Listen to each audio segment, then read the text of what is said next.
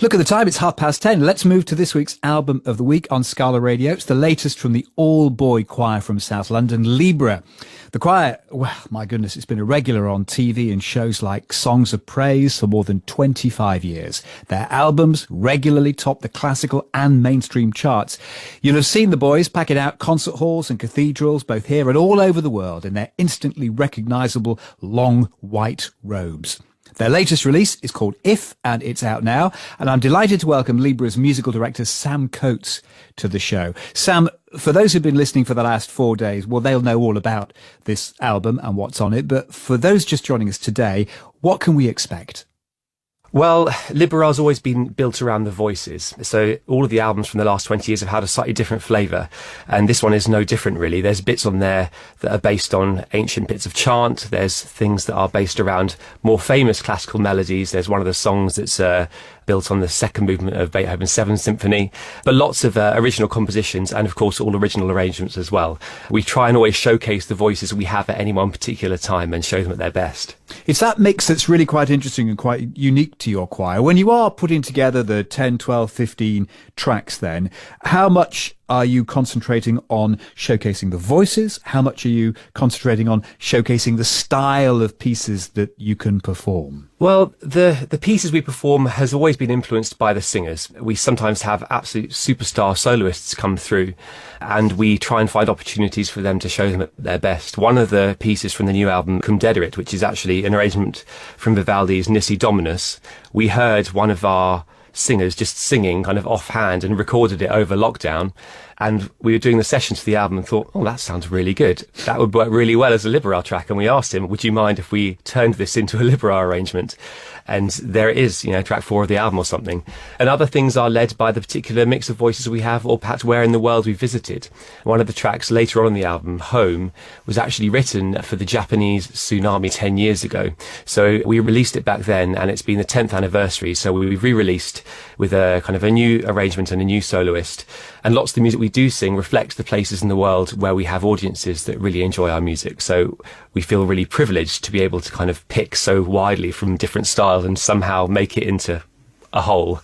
It's been a strange time for all performers, especially choirs, and rather paradoxically, it did appear that the government only unlocked choirs after absolutely everybody else had unlocked. Certainly that's what we've heard on the show from professional and amateur choirs. What about Libera? How did lockdown disrupt the usual recording process? Well, as well as the recording process, with any choir like this, there's the week in, week out, just kind of singing. As well as the Libera thing, they sing 4 times a week, singing music with the great English choral repertoire in order to get their reading up, to get them listening. So when you don't have that, it's the boys particularly that are coming up from the bottom that really miss out.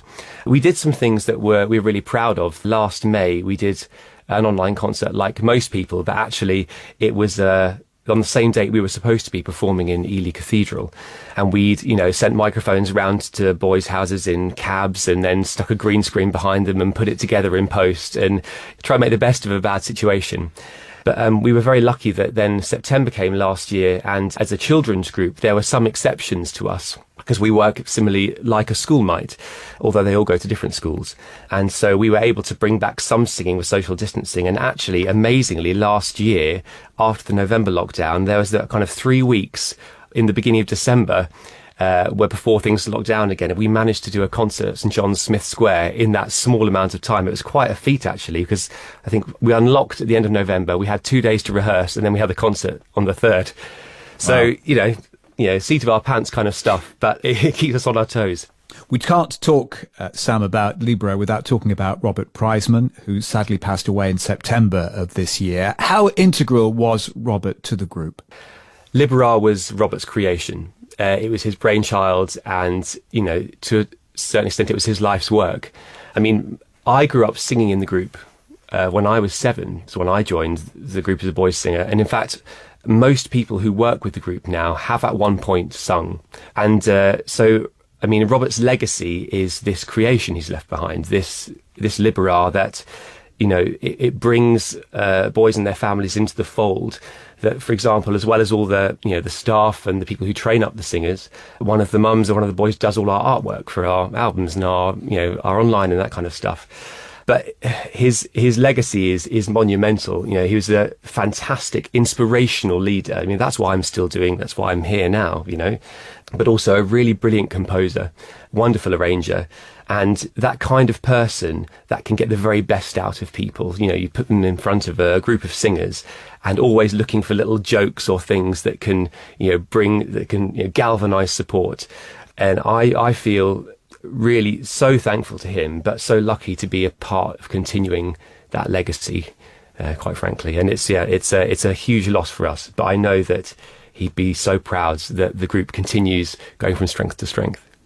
Let's hear some of Robert Priesman's work now on our album of the week. It's called If. It's from the choir Libera. We're talking to the musical director Sam Coates on the show today. Sam will talk more after we've heard the choir. Lord, I will lift mine eyes to the hills, knowing my help is coming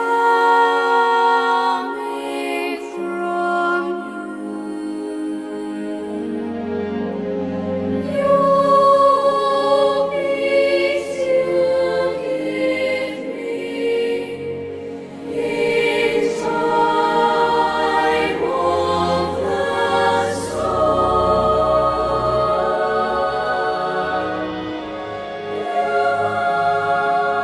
the source of my strength. You are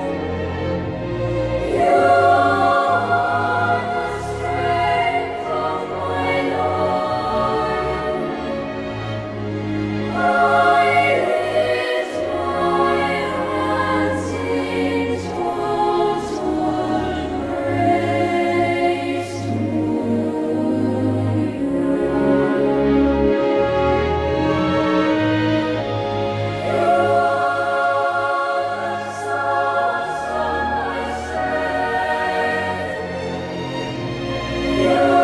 Lord. I lift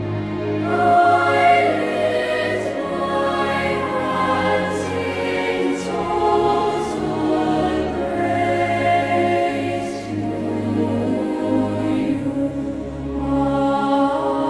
praise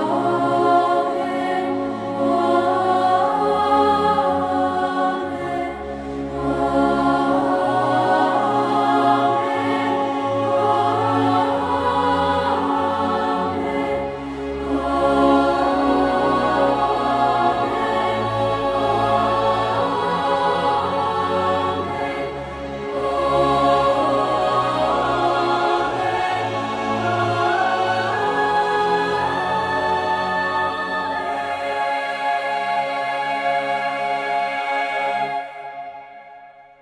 A little insight this morning on how that amazing and quite unique sound actually gets to happen. Libera, the choir, Robert Priesman, the late Robert Priesman, conducting that recording. Total Praise by Richard Smallwood from their latest album, If. It's just out. It's been our album of the week, and this is the 5th track you've heard from it.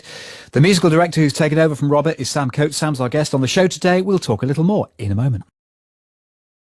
Scala Radio, 11:15, new release Friday. Our album of the week is the latest from the all-boy choir Libera. You heard a track from it, Total Praise, just a moment or two ago. Now, the album is called If, and my guest on the show today is Libera's musical director, Sam Coates. Sam, I was just doing the maths. You were born in 1988, got involved when you were 7 with the choir in 95. You must have been there pretty well at the beginning. I wonder, what are your memories of first getting involved with Libera? Well, I suppose when Libera became a creation, they started recording and releasing probably about 1999, 2000 or so. But my early memories were very much kind of as one of the youngest boys, a mini boy, we call them. You know, everyone just being kind of in awe of these older singers, singing silly high notes or, you know, being a bit daft, and they become your role models. And Robert as well, of course, you know, as a role model as a younger singer. So my early memories, oh, gosh, that's a good question, actually.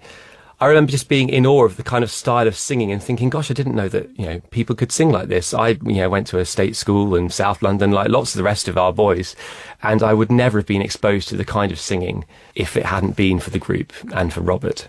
Let's just pick up then on that point, because boy choirs in the great churches and cathedrals of the land have been around for years, decades, centuries. Why was this choir, when it began in the mid-90s, different? I think because the choir had been singing in some shape or form for many years before that, doing lots of the English choral repertoire.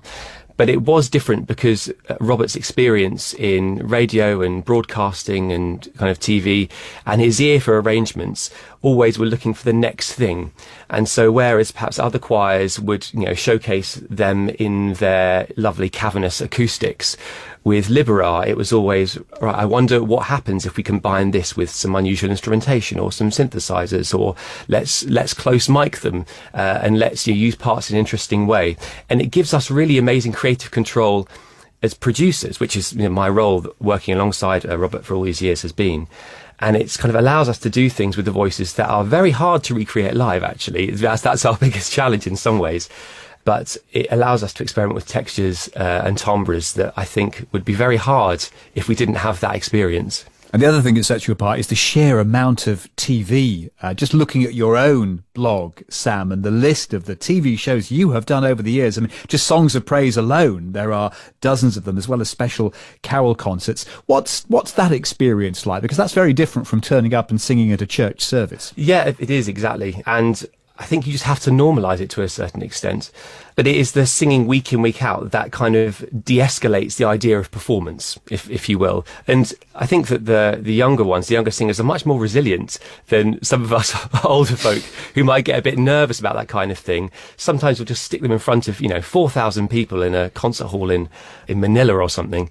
And it's, water off a duck's back. So I think you just have to normalise it. And whilst they'll have certain amounts of media training, essentially it's just the boys. It's the raw, what you see is what you get.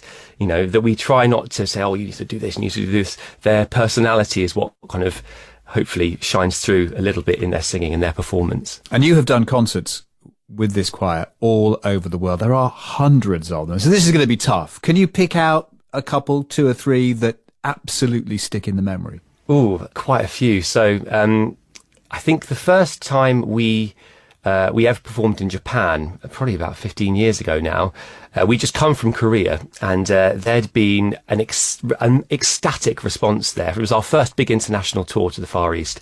And, kind of like screaming girls. It was all, like boy band style reception. We go to Japan and expecting the same thing, and very reserved applause that ended very quickly.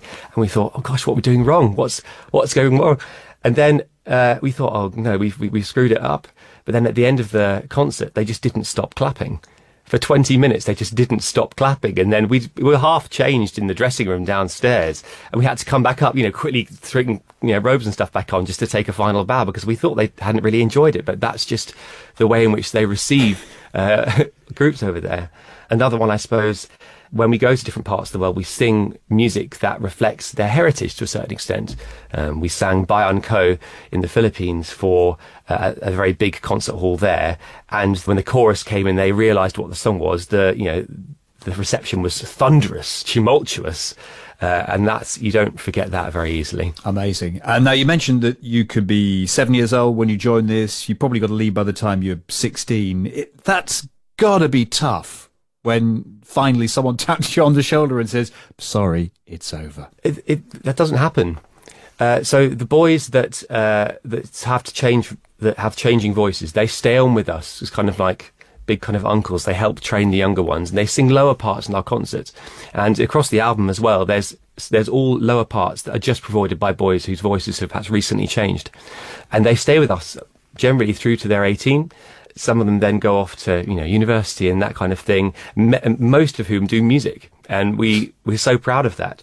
And then some of them come back and help, with the group again. And we feel that, once you're in the fold, you're kind of, not you're in for life, but there's no point at which you're asked to leave. We very much foster a kind of family-esque tradition. It's great to talk to you today, Sam. It's been wonderful to talk a little more and learn a little more about our album of the week. It's called If from Libera. The musical director is Sam Coates. Sam, many thanks for your time. Thank you, Mark.